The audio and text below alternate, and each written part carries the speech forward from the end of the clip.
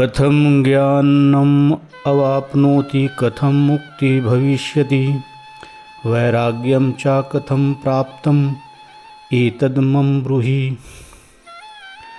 राजा जनक ने ज्ञान प्राप्ति और मुक्ति हेतु अष्टावक्र जी के सामने जिज्ञासा प्रकट की कि हे प्रभु, ज्ञान कैसे प्राप्त होता है, मुक्ति कैसे होती है और वैराग्य कैसे प्राप्त होता है, यह मुझे बताओ। मतलब है ज्ञान का अर्थ है आत्मज्ञान।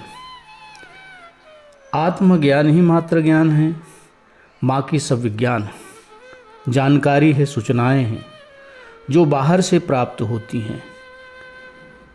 यह जड़ देह उस चैतन्य तत्व की ही अभिव्यक्ति है। यह चैतन्य ही समस्त देह का आधारभूत तत्व है, जो समस्त देहों में चेतन व्याप्त है। इस चेतन को ही ब्रह्म कहते हैं। दोनों एक ही तत्व है। इस आत्म तत्व का ज्ञान होने पर सब कुछ जाना हुआ हो जाता है। उपनिषद भी कहते हैं यस्मिन् विज्ञाते सर्वमिदं विज्ञातम् भवति। जिसके जानने से सब कुछ जाना हुआ हो जाता है। संपूर्ण जीवन का रहस्य ज्ञात हो जाता है। फिर जानने को कुछ बाकी नहीं रहता। मनुष्य शरीर, मन, बुद्धि, अहंकार आदि नहीं, बल्कि आत्मा ही उसका वास्तविक स्वरूप है। वही नित्य, शाश्वत एवं सनातन है। प्रकृति भी नित्य है। इस आत्मा का ज्ञान ही स्व का ज्ञान। अज्ञानी प्रकृति को ही जानते हैं जो स्थूल है, जबकि ज्ञानी उस चेतन को भी जान लेते हैं जो सूक्ष्म है। इस ज्ञान प्राप्ति से मुक्ति होती है। इस चेतन तत्व को जान लेने पर भ्रांति मिट जाती है। मनुष्य शांत हो जाता है, जिसे संसार के बंधनों से मुक्त होकर वह स्वतंत्र हो जाता है। ज्ञान के बिना मुक्ति नहीं हो सकती। जीवन का चरमोत्कर्ष मुक्ति है, जो जीव की अंतिम ध्येय है। वैराग्य के लिए आत्मज्ञान का होना आवश्यक है। वैराग्य का अर्थ संसार को छोड़ना अथवा उससे भागना नहीं है, अपितु उसके प्रति जो आसक्ति है उसका त्याग है। संसार बंधन नहीं है। लोग कहते हैं ना संसार बंधन है। संसार बंधन नहीं, संसार के प्रति जो आसक्ति है, लगाव है, मोह है, यही बंधन है। इस आसक्ति का कारण है अहंकार। जब तक अहंकार है आसक्ति रहेगी ही, तथा यही आसक्ति बंधन है। संसार और आत्मा दो छोर हैं। बाहर है संसार, भीतर है आत्मा परमात्मा। दोनों मार्ग भिन्न दिशाओं में जा रहे हैं। मनुष्य दोनों के मध्य खड़ा है। यदि वह संसार की ओर भागता है तो परमात्मा से दूर होता चला जाता है, और यदि वह परमात्मा की ओर जाना चाहता है तो उसे संसार से विमुख होना ही पड़ेगा। संसार से विमुख होना ही वैराग्य है। यह केवल दृष्टि परिवर्तन से होगा। घर छोड़कर जंगल में भागने से नहीं होगा। यदि व्यक्ति संसार के प्रति आसक्ति का त्याग मात्र कर देता है तो वह ज्ञान प्राप्ति का अधिकारी बन जाता है। मनुष्य के अहंकार के कारण ही लोभ, मोह, वासना आदि पैदा होती है, जिससे मनुष्य इस मकड़जाल के बंधन में उलझ जाता है। यह जाल उसने स्वयं ही अज्ञानवश तैयार किया होता है, जिसे ज्ञान द्वारा नष्ट किया जा सकता है। किंतु ज्ञान प्राप्ति हेतु मुमुक्षु भी होना अनिवार्य है। राजा जनक मुमुक्षु हैं। उनमें ज्ञान व मुक्ति की उत्कंठ इच्छा है। अष्टावक्र ज्ञानी हैं। जिन्होंने पा लिया है वे ही दे सकते हैं। जिसने स्वयं नहीं पाया वह दे भी क्या सकता है, बल्कि और भटका देता है।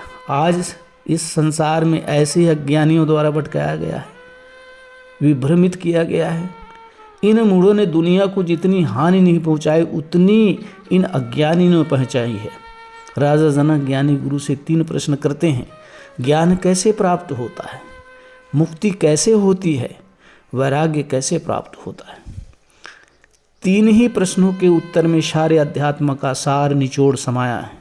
हर व्यक्ति मुक्ति की चाह तो रखता है, किंतु सद्गुरु के अभाव में सब कुछ करता हुआ भी आत्मज्ञान को प्राप्त नहीं होता। इसके मुख्य 3 कारण हैं। स्वयं का मुमुक्षु न होना, दूसरा है स्वयं की पात्रता का अभाव, और तीसरा है सद्गुरु का अभाव। सद्गुरु कबीर कहते हैं, आत्मज्ञान बिना नर भटके कोई मथुरा कोई काशी, पानी में मीन प्यासी मुझ सुन सुन आवत हंसी। तो इस प्रकार से ये तीनों जहाँ मिल जाते हैं वही इस त्रिवेणी का संगम हो जाता है। अष्टावक्र जी मुक्ति का रहस्य समझाते हुए कहते हैं, मुक्तिम इच्छसि चेत तात विषयान विषयवत तज, क्षमा जर्व दया स्तोषम सत्यम पीयूषवद भज। अर्थात अष्टावक्र जी कहते हैं कि हे प्रिय, यदि तू मुक्ति चाहता है तो विषयों को विषय के समान छोड़ दे और क्षमा, सरलता, दया, संतोष और सत्य को अमृत के सदृश सेवन कर। राजा जनक शिष्य भाव से अष्टावक्र से जिज्ञासा कर रहे हैं, इसलिए अष्टावक्र उनसे उम्र में छोटे होते हुए भी उन्हें संबोधित कर सकते हैं कि हे प्रिय, यदि तू मुक्ति चाहता है तो इन विषयों को विष के समान छोड़ दे। एक ही वाक्य में उन्होंने वैराग्य का रहस्य प्रकट कर दिया। इंद्रियों द्वारा भोगे जाने वाले विषयों में आसक्त होना ही जीव को आत्मज्ञान से वंचित रखता है। ये विषय केवल शरीर और मन को ही तुष्ट कर सकते हैं, आत्मा को नहीं। फिर भोग से कभी वासनाएं तृप्त नहीं होती, बार बार उड़ती हैं, वह अनेक जन्मों तक चलती रहती हैं। अतः आत्मज्ञान की इच्छा रखने वाले जो इन इंद्रियागत विषय को विष के समान छोड़ देना चाहिए, इन विषयों के प्रति आसक्ति ही जीव के बार बार जन्म मृत्यु का कारण बनती है। यह विष के समान है, किंतु विषयों को छोड़ने मात्र से वह आत्मज्ञानी नहीं हो जाता, बल्कि इससे उसमें पात्रता आ जाती है। विषयों को छोड़ने का अर्थ उनके प्रति आसक्ति है, वही बंधन है। जिस छोड़ने की बात अष्टावक्र जी कह रहे हैं, विषयों को छोड़ने का अर्थ खाना पीना, कपड़े बिस्तर आदि छोड़कर नग्न हो जाना व भूखे मरने से नहीं है, बल्कि शरीर को जीवित रखने के लिए जो न्यूनतम आवश्यकताएं हैं उनसे अधिक का भोग न करने से है। अपने इंद्रियों को संयमित रखना, जैसे रूप विषय है, कैसा देखना है, कैसे किस चीज़ को ग्रहण करना है, शब्द विषय हैं, रस विषय हैं, गंध विषय हैं, त्वचा का स्पर्श विषय है। इन विषयों को कितना ग्रहण करना है, कैसे ग्रहण करना है, क्या सात्विक है।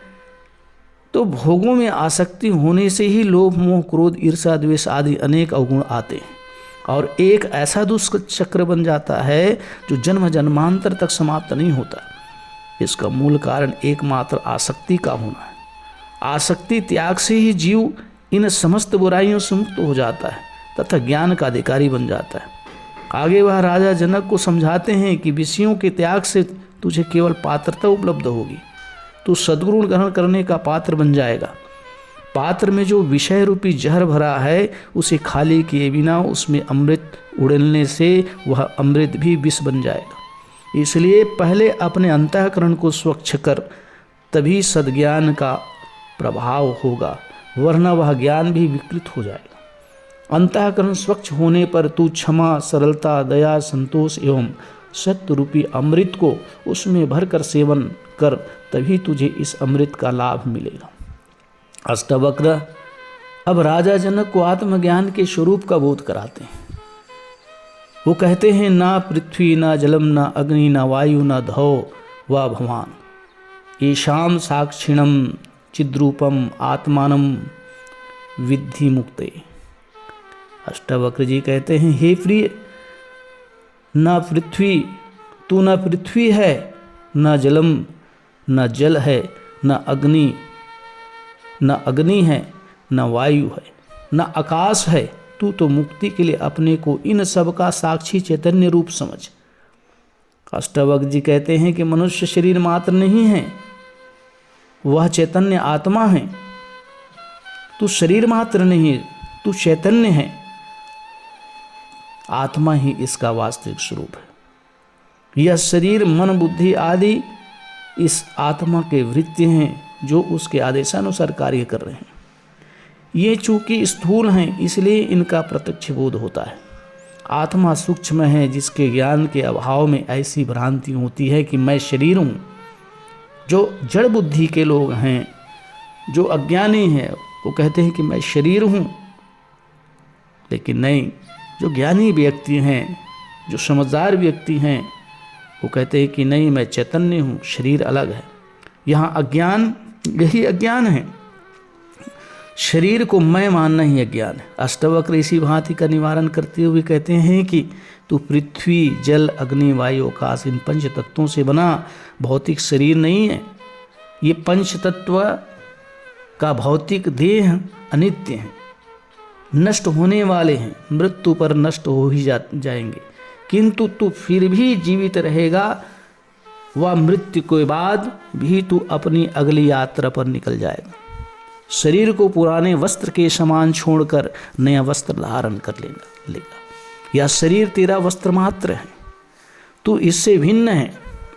भगवान कृष्ण भी कहते हैं, वसांस जीर्णानि यथा विहाय नवानि गृह्णाति नरो प्राणी। भगवान कृष्ण भी, इस शरीर एक वस्त्र के समान है। यह आत्मा शरीर के पुराने होने पर इस शरीर का त्याग कर देता है और नए शरीर धारण करता है। यही क्रम चलते रहता है। अष्टवक्र जी कहते हैं, यह तेरा शरीर भौतिक पदार्थों से बना है, पंच तत्वों से बना हुआ है। तू घर नहीं है बल्कि उसमें रहने वाला मालिक है। अगर कोई व्यक्ति घर बनाए और कहे कि मैं घर हूँ, तो ये उनकी मूढ़ता है, उनकी अज्ञानता है। उसी प्रकार तू घर नहीं है बल्कि उसमें रहने वाला मालिक है। तू उसमें निवास करने वाला साक्षी चैतन्य रूप है। तू अजर है, अमर है, अखंड है। अहम शुद्ध चैतन्य ज्ञान स्वरूपम, अजर हम, अमर हम, अखंडम अनुपम। संपूर्ण भौतिक जगत का आधार यही चैतन्य है। तू भी वही चैतन्य है। अपने को भौतिक शरीर समझने की जो तुझे अनेक जन्मों के अभ्यास के कारण भ्रांति हो गई है, उसे मिटाकर अपने को साक्षी चैतन्य रूप जान। यही ज्ञान है।